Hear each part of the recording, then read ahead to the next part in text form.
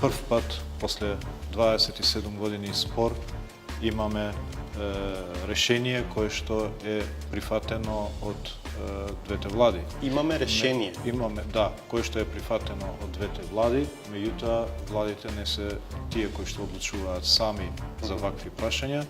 Факт е дека во МРДПМН нема релевантни информации за процесот и во оној момент кога нас ни биде презентиран предлогот, доколку постои како таков, ќе можеме да го изградиме нашиот став. Се претходно е несериозно. По стилот на она што беше кажано вчера, јас сум само Александар и ВМРО-ДПМН ќе ги носи одлуките на тела и органи кои што ги има партијата, не можам лично да кажам било што.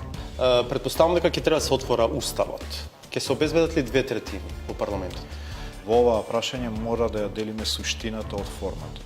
Дека за мене суштината е како ќе се наречеме, како ќе се вика јазикот, како ќе се вика народите овде, а форма е како ќе се имплементира. А ако тоа е прашањето на кое што ќе се крши имплементацијата на договорот, би размислили уште еднаш?